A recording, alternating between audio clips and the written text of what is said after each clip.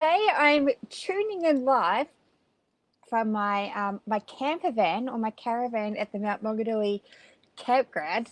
Now, as you can see, it is absolutely bucketing down, right?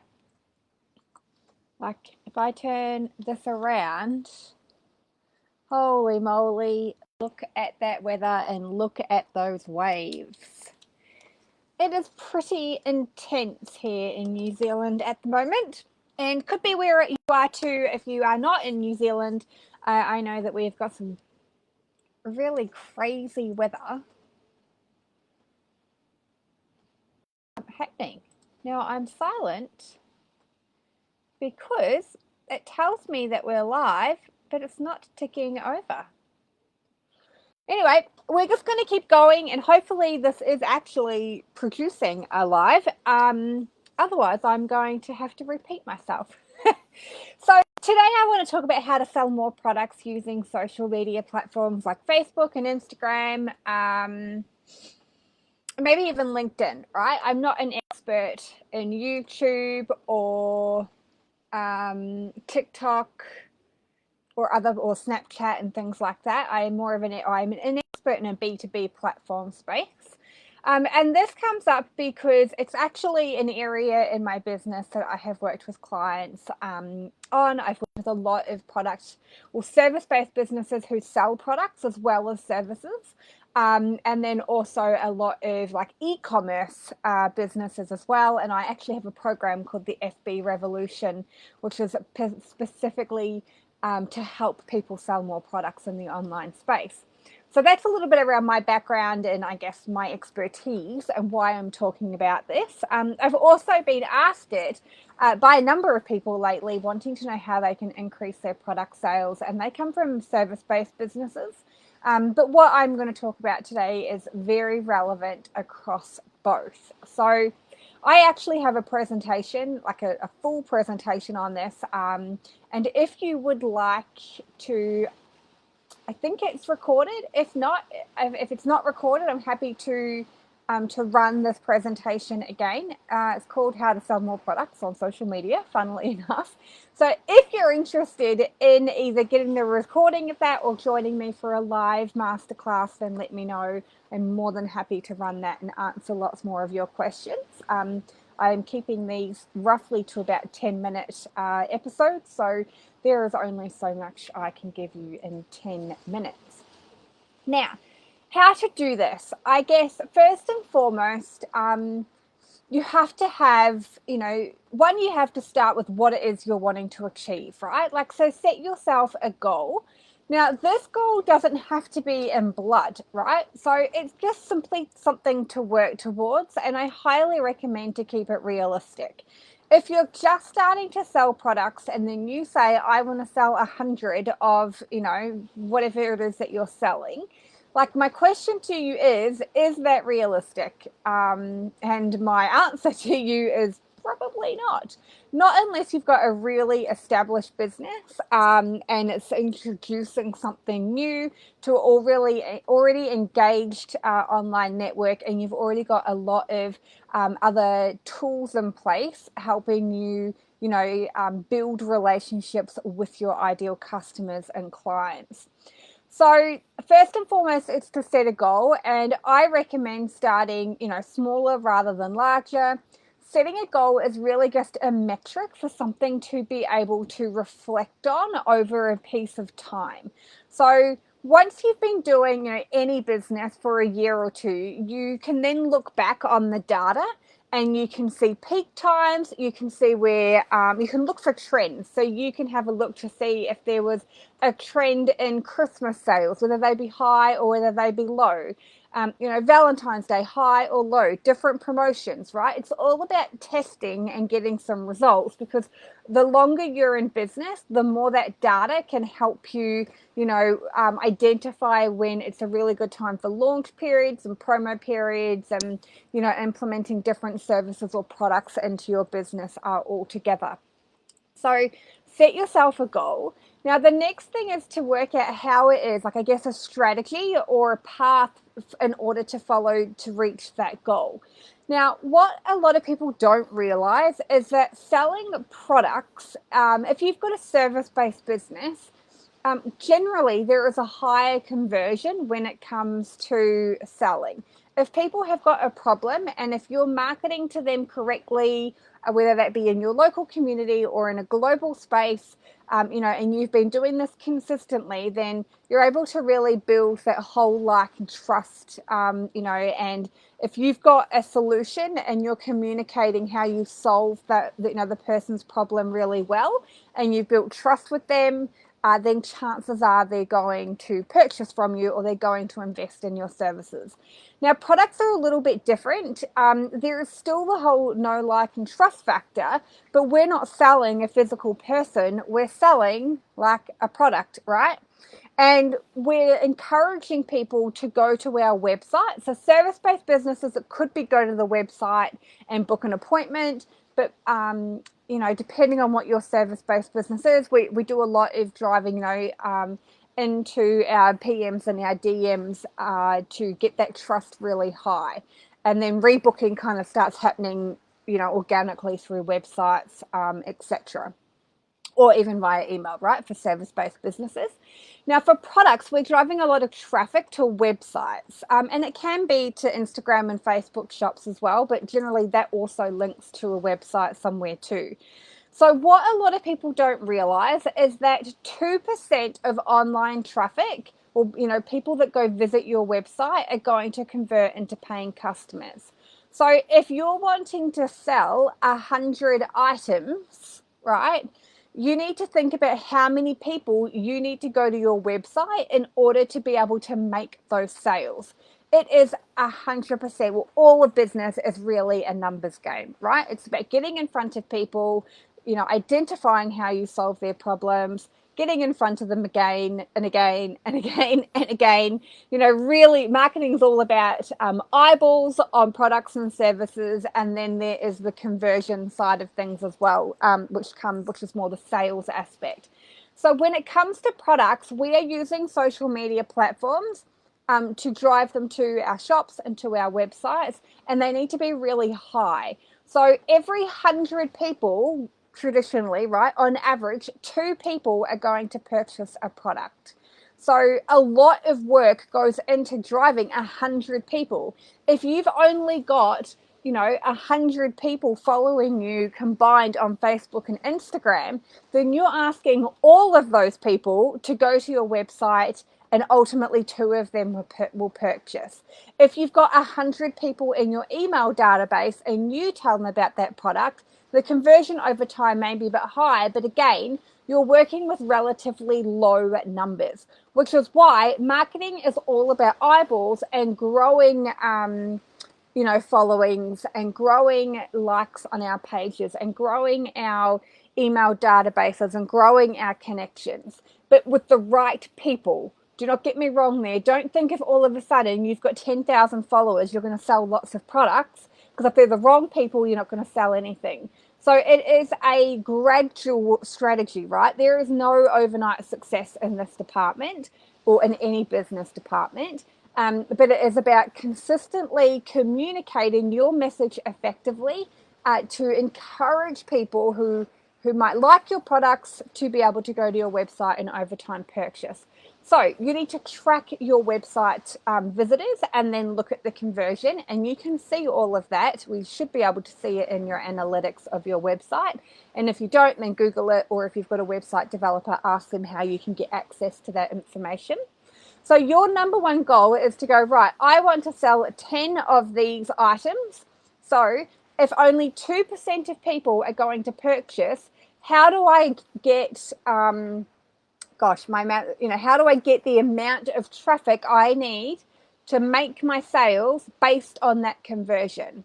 So over time, you can start working out how to increase that conversion. But when you first start out, work on the numbers that we know to be true, and then you can start trying things later. So the thing is, right, is that so for product-based businesses, it is not about posting buy my shit posts every single day, right? Buy this, buy that, blah, blah, blah, right? You still need to have a content marketing strategy that has a combination of content. Yes, of selling your products, and yes, of selling your services if you've got those as well, but also, more personalized or behind the scenes, or, information about your why, like why you started your business. If you've got team members, bits about your team, share fun facts about yourself. It's also about, including fun facts. I know that, right now for one of our clients, we've implemented funny quotes and memes, and their online audience are loving these silly, right? So test lots of different types of posts to see what really resonates with your audience. And then once you find something that really resonates with them, then awesome, post it, more consistently. Don't do it every day, because that's not what we're trying to achieve. But when we find, I guess, some magic with the posts that we're sharing, if we're posting quotes and memes or something inspirational or even educational, and people are really liking that content, then what happens is when we post our more business orientated content, because they've been engaging in our more fun, and social media type, people don't generally join social media to buy things.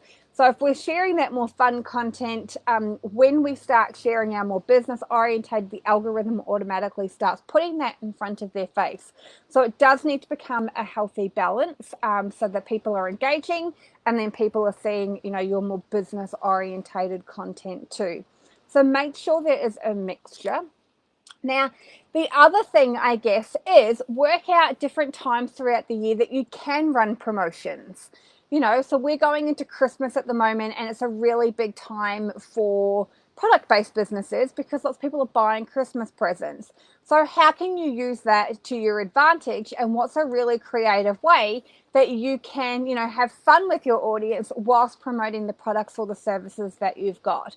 So I know something quite popular is the 12 days of Christmas. So how can you use this common strategy to be able to have fun with your audience and then showcase different items as well? And then at the end of the 12 days of Christmas, then revert back to your normal strategy, work out, maybe you've got a New Year special coming, or you've got a new product launching in January. Maybe your products are quite seasonal, and you can talk more about sunscreen, and then in winter you can talk more about hydrating serums, or vice versa, because sunscreen and hydrating serum, if you're in the beauty industry, is required across both. And you can, use those topics accordingly in your marketing. So I guess it's about having launch strategies throughout the year of when you're going to promote different products, and then when you're going to heavily promote services if you've got those too. If you've only got one, then that's cool. You can, you only have products, that's cool. You can just have a launch strategy for those, and you don't need to worry about mixing them in. And then finally, or actually, I've got two final things. This one is specifically for the service-based businesses, because the couple of people who have asked me how to sell more products have come from service-based businesses, and they really recognize that there's a huge amount of opportunity in being able to offer, their time for their services, but also be able to offer products that brings in an extra revenue that's not their time, and it's simply just an exchange of, a good. So I guess, again, like, it's challenging, right? Because, like, one, you could set up two different pages, one for your services and one for your products. Now, if you have an online platform right now, you probably appreciate that a lot of time and effort goes into having one page. So why would you want to create double the work for yourself when it's going to take a long time for that second page to build and get traction? So I don't always recommend that. I always kind of recommend to my clients or people that I talk to just use the one platform and create an aligned strategy. So it's about, being okay with the fact that it is going to be a journey to sell more products online, because it's not the main income that you're currently, working on. If you sell products right now, you will know that the margins of profit are generally a lot less than what they are when you're in a service base and you're just trading time. So, you have to focus on, the main goal of your business and the growth goals, and then also mix in the product selling at the same time, appreciating that it is going to be a long journey, but it's worth it. And the more you continue to focus on it and mix it into your content strategy over time, it will start to, to transpire into sales. It's just potentially isn't going to happen as quickly as what you want. And at the end of the day, when does anything ever happen as quickly as what we want these days? So it is about also making sure that you do have promotional periods for your products. So right now, for a beauty therapist we work with, we've moved away from talking about, for their 12 days of Christmas, as I mentioned, as a promo. We're not necessarily promoting the services so much right now because they're fully booked and they're going into, a couple of weeks off. So we're running a 12-month promo, which is very specifically focused on the products and and the specials and the value packs and everything that people can buy in this season. So it's shifting the strategy because they're in a really good place with their service and they don't currently need to book more in order to get them through the Christmas season. At the end of the 12-day promo, they will then shift back to having the mix of the content of services and products because they'll want to focus on, booking themselves out when they return to work in January and February, etc. So it's about having that strategy. Another thing also is making sure that you are doing more than just posting on social media. Have blogs and use the backlink, in the middle of the blog. If you're talking about you can let's just use this beauty therapist again. So if you're talking about one of your facials that is really great for going into summer, as we've got this really crazy weather right now where it's really quite humid, and you might find that your skin is more oily or more dry or whatever, right? So you could write a blog about that and how to overcome, and then you could put your recommended products or seed them into the blog too, where it's clickable and what you would recommend based on what you've written. So it's not just about producing a blog with lots of information, but also using that where you're able to share your products at the same time. So that is one way. They're called backlinks to lead them back to your website. Your email marketing, again, right? So if you've got a promo running, you could create a banner with that. Your email might be just updating them on your Christmas hours, but you can also have subtly the banner promoting the 12 days of Christmas, and you can mention it. If you don't know we've got this running, come and check out our Facebook page. So I guess it's about looking at different opportunities where you can promote your services as well as your products at the same time and being creative in that so that you're not just marketing one or the other, but you're doing both. So, yes, so then, you're kind of killing two birds with one stone. And just to wrap up, I guess, if you've got questions about this, then please go ahead and drop them in the comments below. I just really want to highlight again that one, it takes time. Two, products are really just like service business owners, there's a lot of noise and there's potentially a lot of people selling your products as well. And it's about being able to build relationships really with your clients. And then if people outside of that, you build enough trust with them to be purchasing your products beyond, then that is really amazing. I know one of our clients, one of her past clients moved to Australia, and our beauty therapist, she talks a lot about the Aspect skincare range. So that person didn't buy their products from my client because they're not in the country, but because she talks about their benefits, why she recommends using them, what product is good for what, that person then went and bought that skincare someone else. So the bigger picture is, that you're still helping someone. It just may not directly impact or come into your business, but the reverse can happen down the track too. It's just about, letting your clients know what's available, talking about those products at times of consultation, reminding them that you have them available in your clinic through your social media marketing, through your blogs, through Google,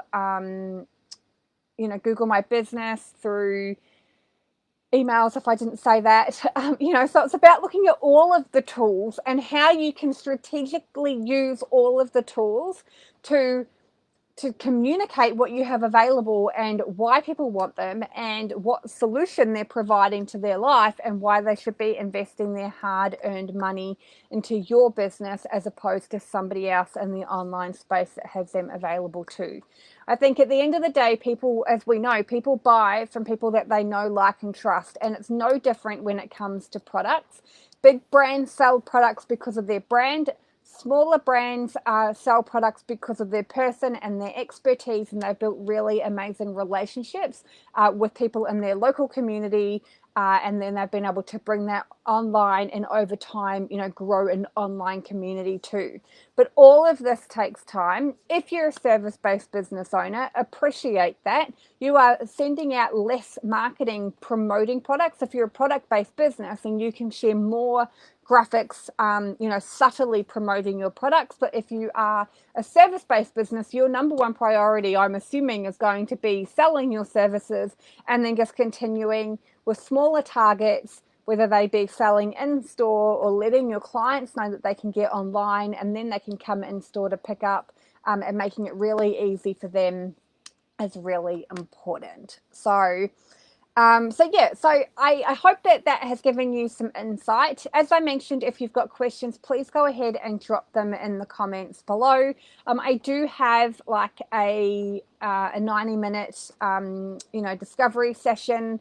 It's a paid session where we can talk about things like this and we can put the strategy into place. So if you want to know more about that, then let me know as well, and I can definitely share that information with you.